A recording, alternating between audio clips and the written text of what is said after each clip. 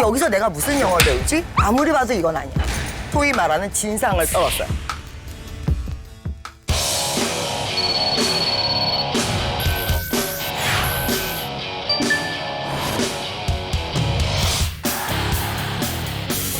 제가 대학교 4학년 1학기를 마치고 이제 연수를 가게 됐는데 맨 처음에 연수를 가려고 한 게 아니에요. 왜냐면 4학년 1학기 때 사람들이 니는 꿈이 뭐니? 이렇게 물어보잖아. 여러분들은 꿈이 뭐예요? 라고 물어보면 마치 꿈이 있어야만 될 것 같아요. 우리나라는 꿈을 너무 강요해요.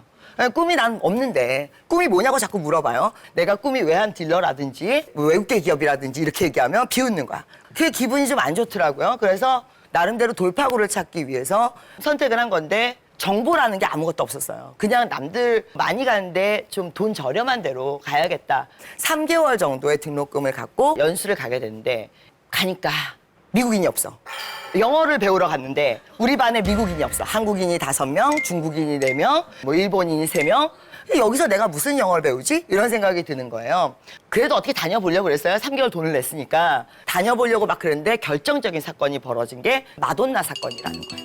마돈나 사건이 뭐냐면 저희 랭귀지스쿨 선생님이 생일이었는데 생일 파티를 한대요. 근데 마돈나라는 팝에서 한대. 근데 나는 그런 팝이 없는데 내가 혹시 모르는 건가? 그래서 수업 시간에 다시 물어봤어요. 그랬더니 이게 어떻게 된 거냐? 외국인 우리 선생님이 맥라고 하셨어요.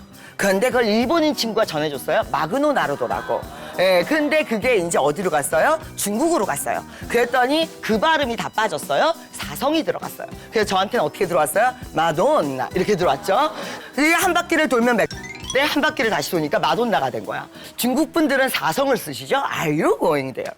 한국 분들은 스타카토로 발음해요. 우리나라 분들이 장모음이 잘 안 되세요. 근데 내가 일본 분들은 그그그그 거리시죠. 이 와중에 내가 뭘 하고 있는 건지 너무 혼란스러운 거예요. 연수를 그래서 이제 한 달 반 정도를 했어요. 아, 이건 너무 아닌 것 같아. 아무리 봐도 이건 아니야. 그래서 어떻게 했느냐? 학적과를 찾아갔어요. 나는 이거 못 다니겠다. 3달을 냈으니까 환불을 해달라. 세계 어느 나라나 환불은 안 돼요. 자, 그래서 안 해주겠다고 계속 그러는 거야. 그래서 일주일 동안 소위 말하는 진상을 떨었어요.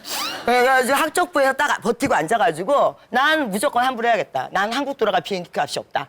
여기 비자도 나는 3개월밖에 안 된다. 그랬더니 학적부 사람이 좀 불쌍했나 봐, 내가. 그래가지고 방법을 알려줬어요. 환불해주겠다는 건 아니었는데 방법이 뭐였느냐. 제가 있었던 학교 그리피스 유니버시티라고 자기네 학교가 재단이 크더라고. 전문대도 있고 대학도 있고 대학원도 있고 랭귀지 스쿨도 있고 이랬던 거야. 그쪽에서 뭐라고 그랬느냐. 네가 IELTS 점수 갖고 오면 트랜스퍼를 해주겠다. 돈을 이렇게 그쪽으로 돌려주겠다. 그래서 얼마까지 홀드를 시킬 수 있느냐. 그랬더니 비자 기간을 감안해서 2달을 홀드를 시켜줄 수 있대요. 해달라고. 하여튼 해서 준비를 해서 제가 2달 만에 점수를 가져갔어요. IELTS 점수가 5.5 정도면 전문대를 가고 6점에서 6.5 정도면 대학을 가고 7점에서 7.5 정도면 대학원을 가요. 근데 제가 굉장히 점수가 잘 나왔어요. 그래가지고 7.5가 나왔는데 주변 사람들이 다 네가 왜 이 점수가 나왔느냐. 너는 수업을 들을 수 없다. 다 그런 거예요. 물론 들을 실력이 되진 않았어요. 근데 시험은 어떻게 그렇게 잘 보게 됐느냐. 그때 그 기억이 나의 스타 강사를 만들었어. 그때 그 기억이. 그때는 살려고 했던 건데. 일단 내가 할 수 있는 건 뭐냐. 도서관에 가서 역대 IELTS 책을 다 빌렸어요. 소위 말하는 기출문제죠. 시험 과목이 이렇게 있는데 그중에 뭐가 있냐. 스피킹이 있어요. 스피킹. 어떤 주제를 놓고 얘기를 하는 거야. 어떤 상황이나 주제나 이렇게 통해 있는 종이를 뽑으면 상황이 뭐예요. 내가 다리가 부러졌어. 병원에 가야 돼. 상황극 같은 거예요. IELTS가 스피킹 시험이. 아, 불가능하죠. 자, 그래서 예쁜 미니스커트를 입고 그 다음에 예쁜 부츠를 신고 그리고 점심시간이 되면 카페테리아를 가요. 이렇게. 그러면 호주 남학생들이 동양 여자애 23살. 걔는 동양 애들이 다 이쁜 줄 알아요. 그냥. 예. 그래서 이제 와서 물어봐요. 너는 뭐 어디서 왔니? 막 그러면 이제 아주 불쌍한 표정을 지으면서 내일 내가 시험이 있는데 자, 이혼에 대한 주제로 프리젠테이션을 해야 되는데 내가 못한다. 이제 내가 그 전날 어떻게 하냐면 하고 싶은 말, 단어를 리스트를 쭉 뽑아요. 이혼이면 이혼, 상황에 대해서. 그러면 걔네가 참 순진한 대학생들이잖아요.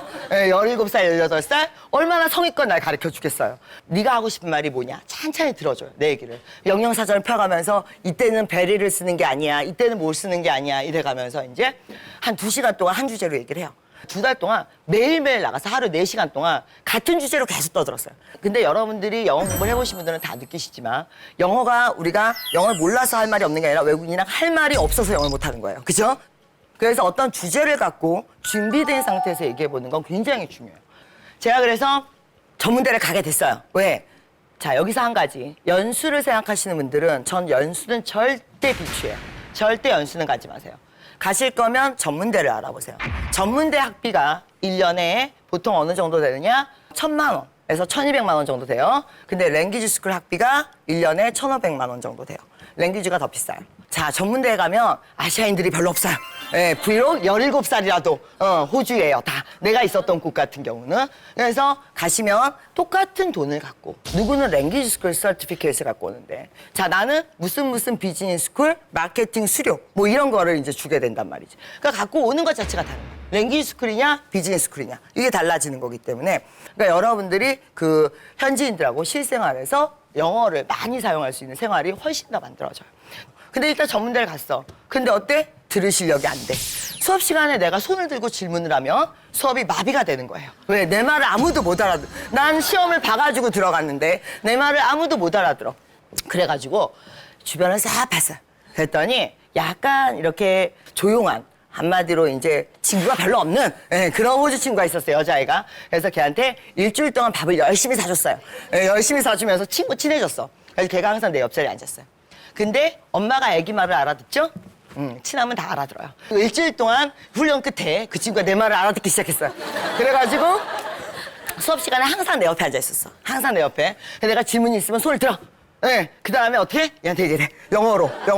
그러면 얘는 그것도 영어로 얘기를 해. 영어로 통역을 한 거지. 자, 그래도 어쨌든 중요한 건 그 친구가 이제 해줘가지고 프리젠테이션을 할 때도 그 친구가 옆에 항상 도와줬어요.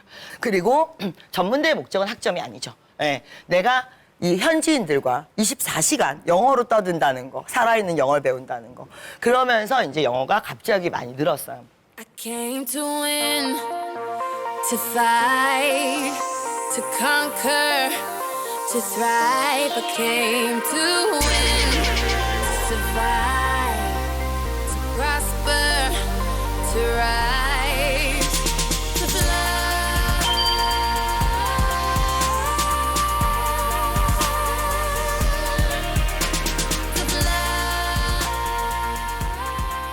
제 주변에서는 편입을 하려고 하는 친구들이 많아요.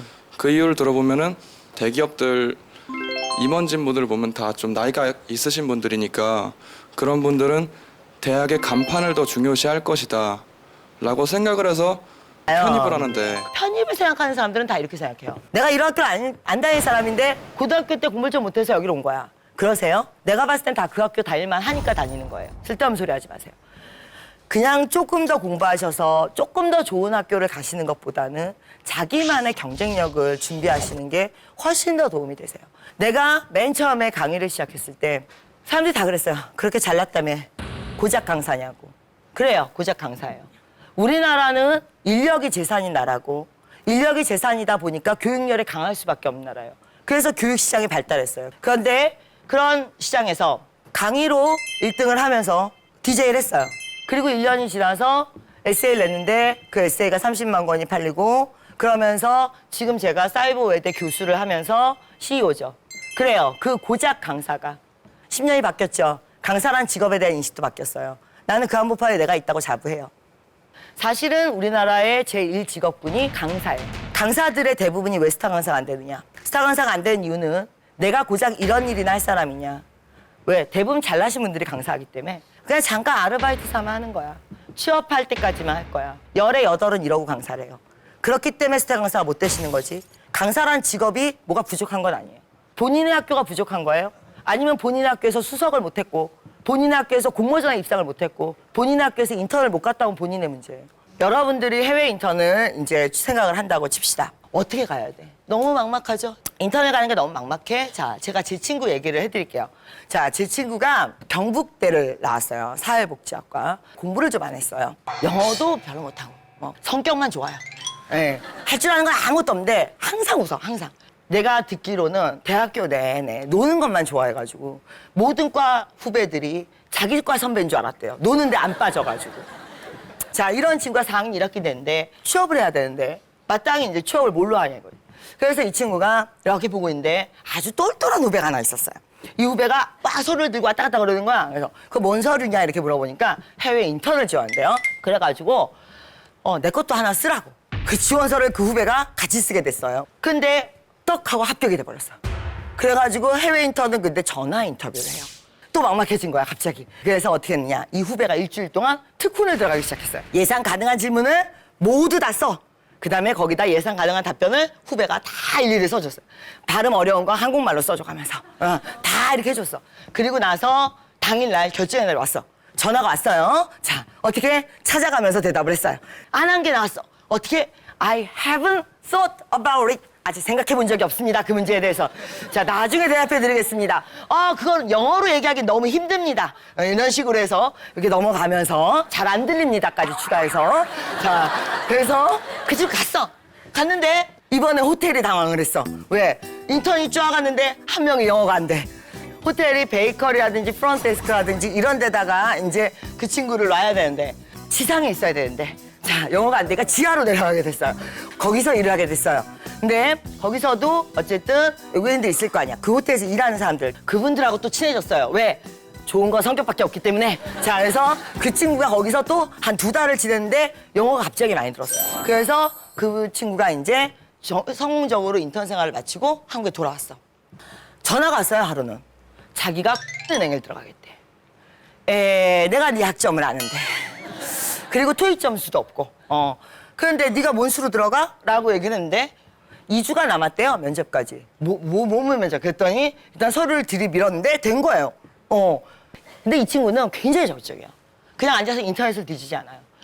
은행에 들어간 선배들을 다 만나고 그다음에 내가 경영학과니까 나를 찾아와서 면접을 전략적으로 하는 족보 면접을 갖고 와서 다 일일이 자기한테 맞춤으로 바꾸고 심지어 얼마나 적극적이냐 면접 가서 너는 왜 토익 점수가 750밖에 안 되냐 그랬더니 950이 필요하면 갖다 드리겠습니다 라고 얘기할 정도로. 근데 이 친구는 영어로 일을 하다 온 친구예요. 미국 한복판에서. 누가 토익 점수를 갖고 오라고 하겠어요. 제가 알기로는 은행에서 손에 꼽히는 스펙으로 들어간 걸로 알고 있어요. 밑에서부터. 자, 그래가지고 어쨌든 직장 생활도 열심히 하고 지금 이제 과장님이 되셨는데 나는 그 친구를 보면서 무슨 생각을 했느냐. 고민과 노력은 머리가 하는 게 아니에요. 특히 노력은 몸이 하는 거예요. 근데 여러분들은 모든 고민의 답과 노력의 답을 인터넷이나 남의 누구인가의 얘기를 들어서 듣고 싶어 하세요. 자, 오늘 여러분들 옆에 제가 지금 방금 말한 친구가 오늘 왔어요. 제 친구 윤상태 씨 소개합니다. 어디?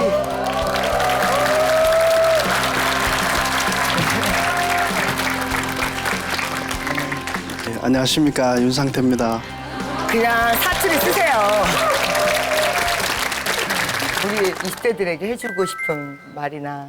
제가 이제 취업할 때를 돌이켜 보면 진짜 취업이 저희 때도 어려웠거든요. 근데 취업이 어렵다고 취업 준비만 하는 친구들보다는 차라리 긍정적인 생각을 가지고 실질적으로 운칠기삼이라는 말이 있습니다. 운이 70%거든요. 그래서 누구에게나 그 운은 한두 번은 꼭 오는데 그 운을 잡을 수 있는 실력도 한 30%는 있어야 되기 때문에 그 30% 실력만 갖춘다면 그 나머지는 긍정적인 사고라고 생각합니다. 감사합니다. 네. 지금 운이 70%라는 얘기를 했어요. 그렇죠? 근데 그 운은 어디 있을까요? 그 운이 어디 있는지 모르겠는데 한 가지 확실한 건 여러분들 방 안에는 없어요. 여러분들 인터넷에도 없어요. 여러분들이 그곳으로 움직이셔야 돼요. 막연히 취업을 준비한다고 생각하시면 안 되고 객관성이 있고 너무 이렇게 떠돌아다니는 이랬다더라 저랬다더라 이런 정보 말고 여러분들은 계속 지식인에 물어보죠. 뭘 해야 돼요 이러면서. 그러면 취업에 떨어진 사람이 대답해 주죠. 이거 한대요 남들은. 예? 정보라는 것도 고급 정보를 여러분들이 가려서 받으셔야 되거든요. 제가 굳이 해드릴 필요 없었던 거예요. 어떻게 보면. 여러분들이 충분히 하실 수 있는 거였어요.